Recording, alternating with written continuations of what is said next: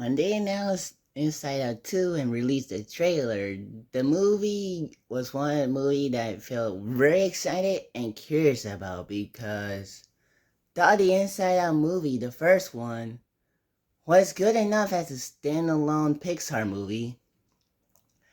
But I guess they wanted to explore new things of how Riley would go when she gets older, and where in this movie she'll become a teenager. And I think that's kind of an interesting idea. And so today I want this June until the 14th when Inside Out 2 comes out. I want to do something similar I did with Wish, where it's like watch and review a movie and one extra show for its excitement and journey to it. And this one, it will be the journey to Inside Out 2. Begin the intro. Orange? Who made the console orange? Do I look orange? I didn't touch it. Orange is not my color. Not me. Hello? Oh my gosh, I'm anxiety. Where can I put my stuff? A new emotion. Wow. Oh, I'm sorry. We wanted to make such a good first impression. What do you mean, we?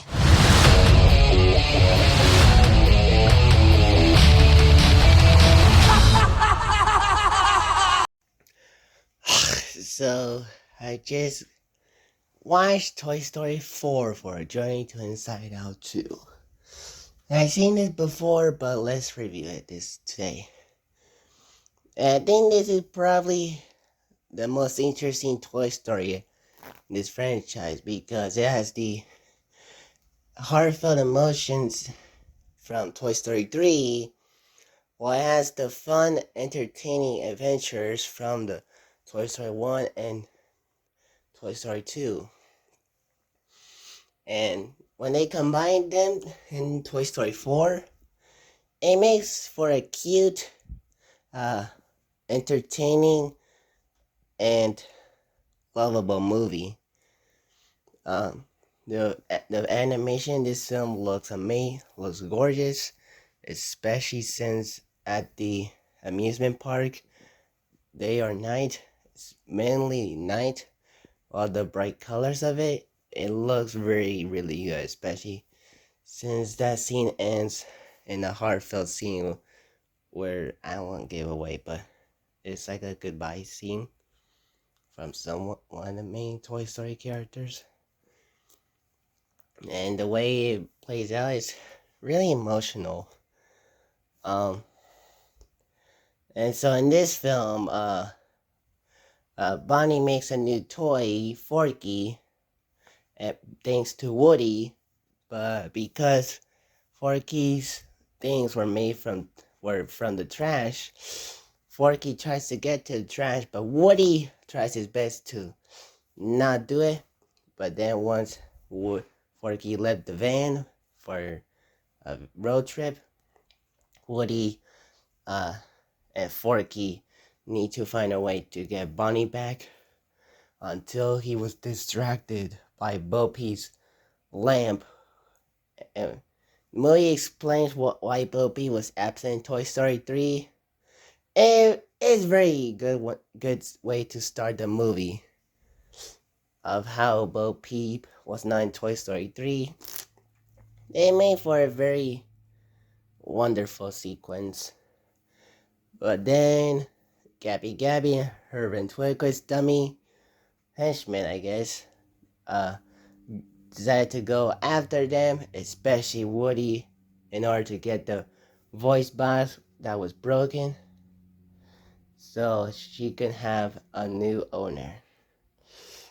But then Buzz Lightyear, for whatever reason, has to solve his solutions with his inner voice, which was something that never happens in these movies. I never understood why he uses his inner voice in this movie, since he can solve his solutions with his friends, but I guess he needs his inner voice to solve it on his own.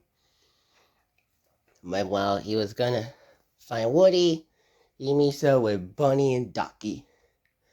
And they feel a little heated at first, especially since Bunny and Ducky were made once at the carnival, but now was temporarily took over it.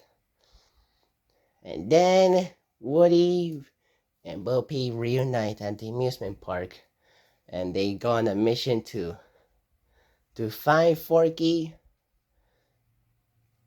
and also they bring new allies, Giggle and Duke Boom, voiced by Keanu Reeves, a Daredevil Canadian toy stuntman who was sad about his owner and pissed off at the toy and was told twice to run, to go full speed.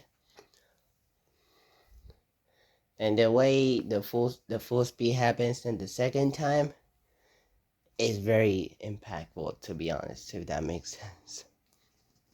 But then we realize, well, that Gabby is not really a villain. That's why I thought watching the movie for the first time and second time and then the third time today, that Gabby is the most least villainous character in this Toy Story movies, because while she does feel a little bit of a threat at first, especially when she ordered her dummies to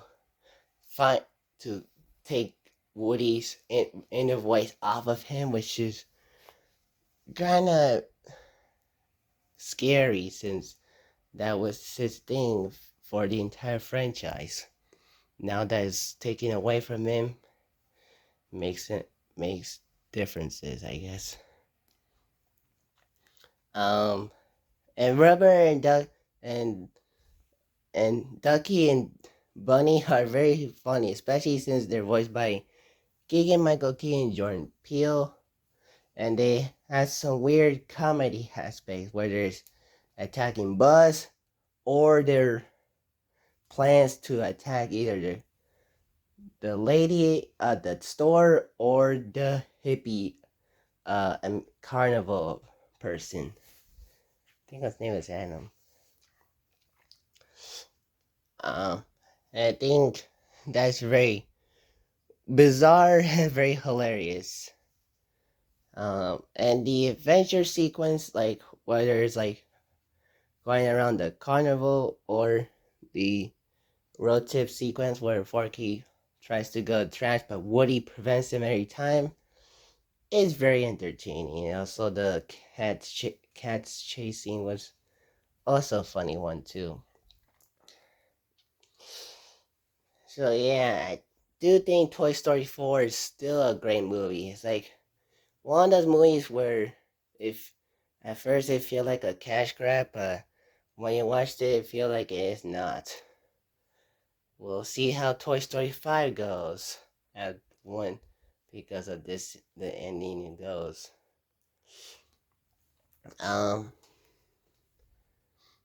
And yeah, that's all I can say about Toy Story 4.